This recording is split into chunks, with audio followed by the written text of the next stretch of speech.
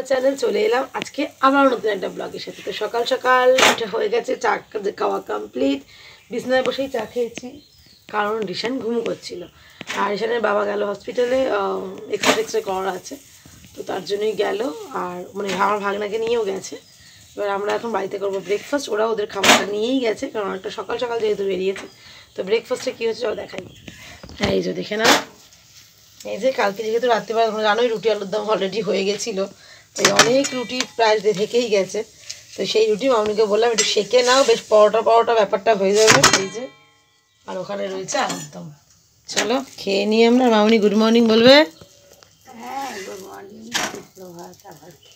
আচ্ছা ঠিক আছে, চলো খেয়ে নিই। সকালের অনেকটা পর তোমাদের সামনে আবারও এলাম। এই যে দুপুরে রান্না হবে আজকে মাছ। দেখো রুই মাছ এখানে রাখাই রয়েছে, হাফ হবে অবশ্যই, অনেকগুলোই মাছ মনে হচ্ছে। আর এই দেখো যেটা মেন আছে, মাছের তেলটা কি ভালো, মনে তো হচ্ছে দারুণ হবে। এটাও ভাজা হবে। আর এখানে ভাত বসানো হয়েছে। আর ও তো গেছে হসপিটালে, আজকে ওর এক্সরে আছে, আরও আদার্স কাজ আছে, টেস্ট ফেস্ট আর কি যেন করা হবে। তো সেই জন্যই ও গেছে ওখানে। আর এখানে আপাতত আমরা রান্না করে নিই। তাকে বসিয়ে দিয়েছি মাছের ঝোল। এদিকে এই যে আলুটা একটু ভেজে নিচ্ছি। আর এখানে আদা বাটা ছিল, ওর মধ্যে জিরে ধনে হলুদ লঙ্কা গুঁড়ো সব মিশিয়ে দিয়ে দিয়েছি। আর এখানে এই যে মাছ ভাজা কমপ্লিট, টমেটো রাখা রয়েছে। জাস্ট মশলাটা এই যে একটু জলে গুলিয়ে দিলে কি হয়, মশলাটা পড়ে না আসলে। আমার এইভাবে যদি ফুলকপি নেই তাই, বাট ফুলকপি দিয়ে আর এইভাবে যদি মাছের ঝোল খাওয়া হয় না, দারুণ লাগে। আমাদের যে বললাম দেখো যে তেলটা কি ভালো, এই দেখো কীভাবে তেল বেরিয়েছে। এখানে তেলই দিইনি আজকে আমি, সেই তেলে আলু পেঁয়াজ দুনিয়া ভাজা হয়ে যাচ্ছে। তাও তো বেগুন দিইনি যে আর বাড়াবো না বলে। ভালো জিনিসের ব্যাপারটাই আলাদা থাকে। আজকে প্রথমেই হয়তো অনেকের হাসি পাচ্ছে দেখে, বা অনেকেই খায়ও, বাড়ির বউ মেয়েরা অনেকেই খায়।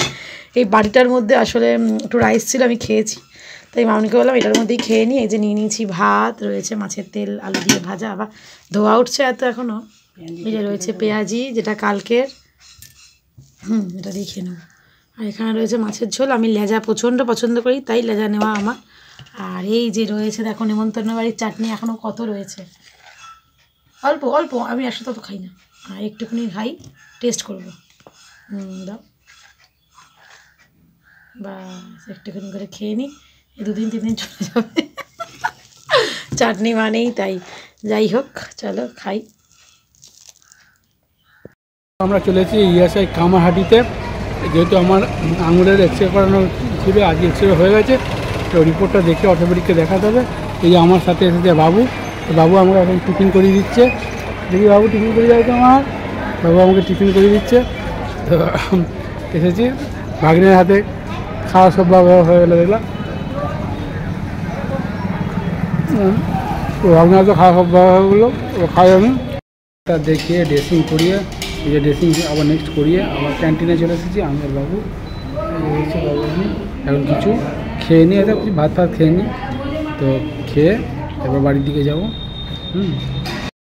গুড ইভিনিং, চলে এলাম সন্ধ্যাবেলা। এই যে আমি আর রিশান কুমার। ও রিশান কুমার সারাদিন যে ক্যামেরার সামনে আসেনি, বুঝলে? এই যে বাবাকে দেখছে। এই যে এখন একটুকুনি এরকম ঠেলান দিয়ে বসানো হলো। বসতে তো খুব ভালোবাসে, সারাক্ষণ যেহেতু শুয়ে থাকে তো ভালো লাগে না। তো যাই হোক আপাতত বসুক, তারপর দেখা যাক কি করা যায়, তাই তো। এখন ঠাম্মা বসবে ওর কাছে, ও দেখছে বাবা কি করছে না করছে, সব দেখছে।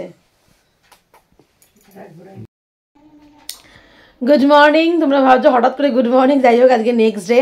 তো কাল রাতে তোমাদের সঙ্গে আর কিছু সুন্দর পর শেয়ার করা হয়নি, কারণ ওর ব্যথাটা একটু বেড়েছিল, তো তার ফলে আর মোবাইলে আর ব্লগ করার মতন ছিল না, মন টন কিছুই। যাই হোক তারপর কাজ ছিল, সেই কাজটা গেছিলাম, সেটা তোমরা দেখলে যে তার আগের দিনের ব্লগে দেখেছো, আমরা সবাই মিলে ফটো তুলতে গেছিলাম। এই যে কালকে সন্ধ্যেবেলার মানে রাতের দিকে গিয়ে আমি ফটো নিয়ে এসেছি, সেটাই তোমাদের সঙ্গে ভালো আমাকে শেয়ার করবো। তো চলো, ফার্স্ট টাইম 4 জন মিলে আমরা স্টুডিওতে গিয়ে ফটো তুলেছি, তোমার সঙ্গে শেয়ার না করলে হয় না, তাই দেখো। এই যে এই দেখো ফটো, আমার বরকে তো পুরো মনে হচ্ছে স্কুলের স্টুডেন্ট, তার সাথে আমাকেও মনে হয়, আমাকে দেখে মনে হচ্ছে না, কিন্তু আমাদের ড্রেস ম্যাচিং ম্যাচিং, জানো তো, মনে হচ্ছে কোয়েট স্কুলে পড়ি আমরা। আর এই যে আমাদের ছোনা বাবাটাকে দেখো, ক্যামেরা দিয়ে কি সুন্দর তাকিয়ে রয়েছে। আচ্ছা, আর এই যে মামুনি, তো এই যে আমাদের 4 জনের ফটো। তো দেখতেই পেলে, আশা করছি তোমাদের নিশ্চয়ই ভালো লেগেছে, আমার তো নিজেদের খুব ভালো লেগেছে ফটোটা।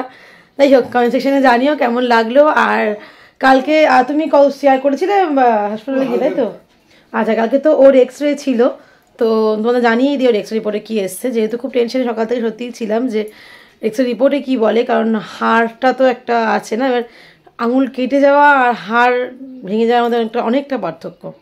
তো যাই হোক, লাকিলি বা ভগবানের আশীর্বাদ, তোমাদের আশীর্বাদে ওটা কিছু হয়নি, এক্স-রে রিপোর্ট ওকে আছে। তো এবার এখন এটা শুকানোর পালা, খুব তাড়াতাড়ি এটা যদি শুকিয়ে যায়, মানে কি বলবো, ভগবানের কাছে ওটাই চাইছি। তো ঠিক আছে, সময় তো লাগবেই, এই হলো ব্যাপার। ডক্টর তোকে রেস্ট দিয়েই দিয়েছে, আজকে যখন রেস্টেই থাকবে, রেস্টে থাকলে নিশ্চয়ই ঠিক হয়ে যাবে। তো চলো, আজকের জন্য ব্লগটা এখানেই শেষ করছি। আগামীকাল আসছি, মানে আগামীকালই আর নতুন ব্লগের সাথে আসছি, মানে এটা শেষ করি, নতুন ব্লগটা আবার শুরু করে দিই। তো চলো, এখনকার জন্য টাটা, গুড নাইট। ভুল বললাম।